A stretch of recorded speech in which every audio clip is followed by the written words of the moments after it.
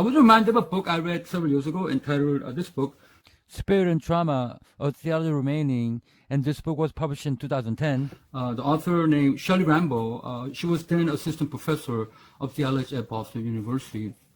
So the book begins with two people who experienced trauma in their life. The first person, Julius Lee, at the time was a deacon at a Baptist church. So I don't know if you recall, but 2005, enormous hurricane Katrina just swamped the entire city of New Orleans and the vicinity areas. So his house and neighborhood was flooded and just greatly damaged. So he had to evacuate and was told to come back about 29 months later that everything is rebuilt and restored. Well, when he went back, it wasn't. It was untouched. The streets and the land still bore the marks of an overwhelming storm. So when he saw everything, he was reminded of all that was lost in the flood, and then he remembered things that he forgot, horrific things that he forgot.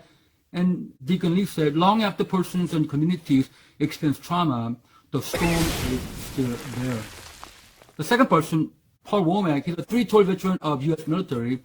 Now he's a minister. So he was suffering from PTSD. He said, I feel sad all the time. It's a sadness that does not go away. He added, when we talk about military trauma, there's a lot of things buried that has never been addressed, either in our homes or our religious communities, like church and synagogue.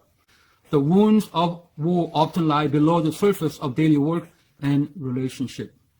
Now, both are believers, yet they feel so distant and alienated when the church tries to help them.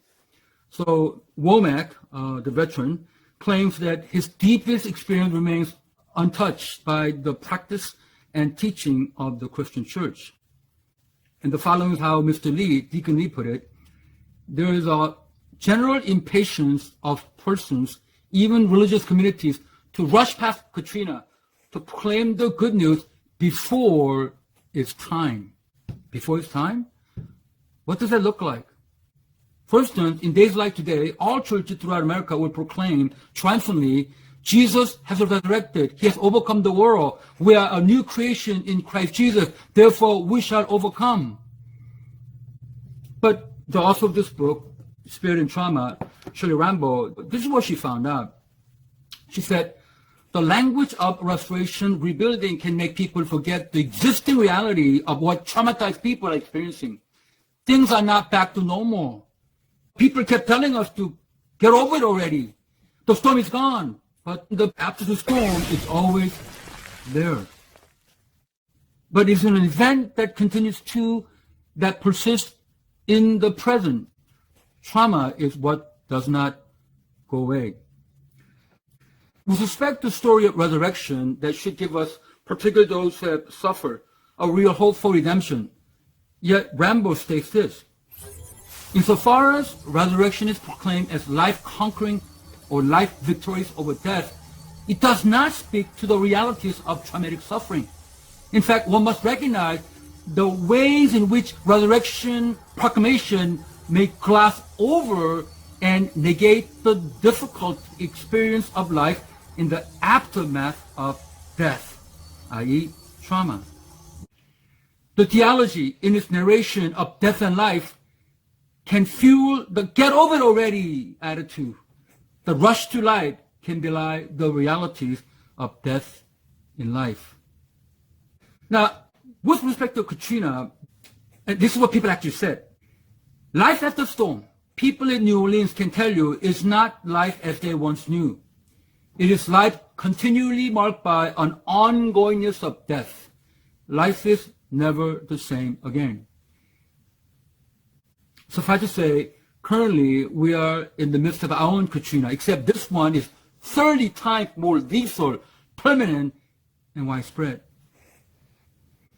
So far, almost 70 million people and counting unemployed, 10% of total labor force in America. A third of renters couldn't make rent this month. Would any one of us dare disagree with Dr. Fauci, who believes the world may not be the same after coronavirus? We are all traumatized. This all happened without any warning and so suddenly.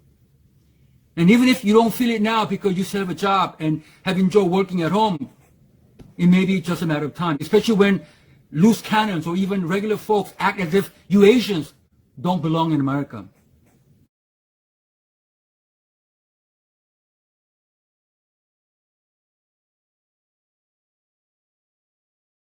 Many of you, affluent Asian Americans, have been spared, at least for now. It seems like many people are just working at home, but they haven't lost job, managerial class that you are in. But there's one more outcome of COVID-19 that has the potential to shatter our well-called-for life as Asian Americans. Because of the origin of coronavirus and the fact that there are always loose cannons and knuckleheads who commit acts of racism against minorities, Asian Americans, their high education, posh job, and nice house notwithstanding, are going to face hitherto unforeseen trouble in the state. As you know, it is happening right now. Now, this is something that in turn Japanese Americans faced during World War II. Despite being born in the state, they were made to feel like they didn't belong here in the United States. Now, if Andrew Yang felt it, who is to say you won't? Yang said recently, quote, "For the first time in years, I felt it. I felt subconscious, even a bit ashamed of being Asian," end of quote.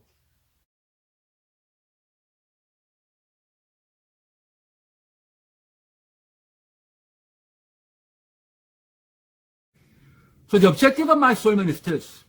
We need to hear and heed the resurrection story that imbues hope more than ever before, but we must handle this powerful story carefully.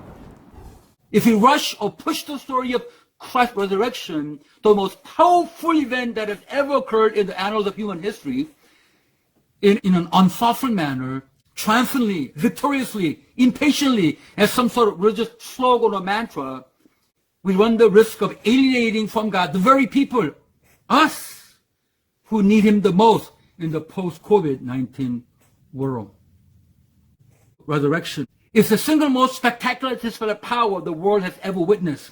A dead person, not just clinically dead, but really thoroughly dead, raising himself from the dead through the Spirit.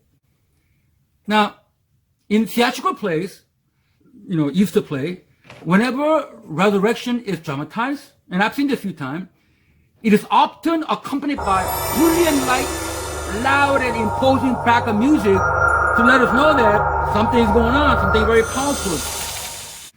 But nothing can be further from the truth.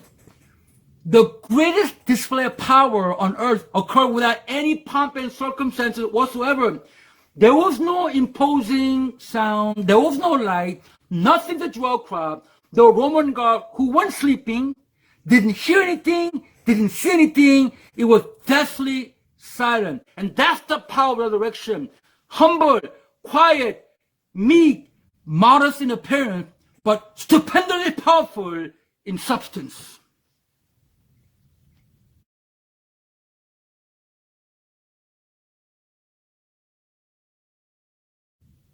So, what is the mission of the church in the post-COVID-19 world? After Jesus told his disciples, always jockeying for positions of power among themselves, you know that the rulers of the Gentiles lord it over them, and their great ones exercise authority over them. Matthew 20:25, we read that before. Then he added, verse 26, but it shall not be so among you. But whoever would be great among you must be your servant, and whoever would be first among you must be your slave. Even the Son of Man came not to be served, but to serve, and to give life as a ransom for many. Our mission in the post-COVID world, it will be to serve the COVID-19 ravaged and broken people by sin, and also by devastating earthly blows. And we shall serve our neighbors with the power and the spirit of resurrection.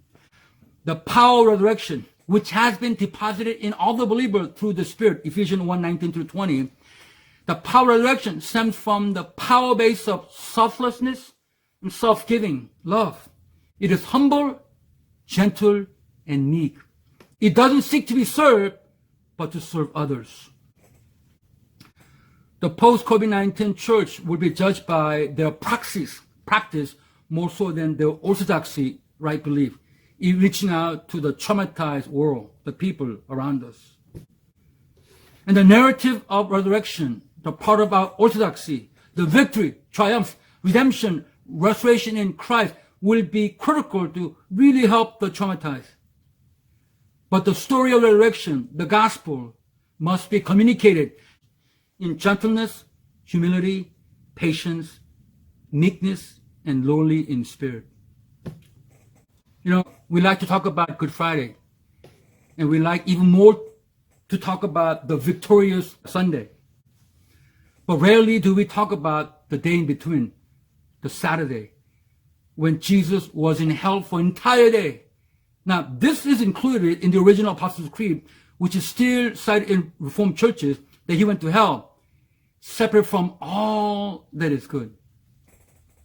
So we like the Good Friday, we like the victorious Sunday, but we never talk about Saturday, when Jesus was in hell for all day, eternity, for him. Many of us, our friends, relatives, and neighbors, may have difficult time coming out of Saturday, too traumatized and mired in a deep sense of loss and sadness. It's not just you people, it's us globally. So as a church, our mission is to serve. Our mission is not to be served, but to serve. We need to be patient and not rush for a quick result. We need to hear them out and share and live out the gospel of Jesus Christ. Still the only remedy for this sin-ravaged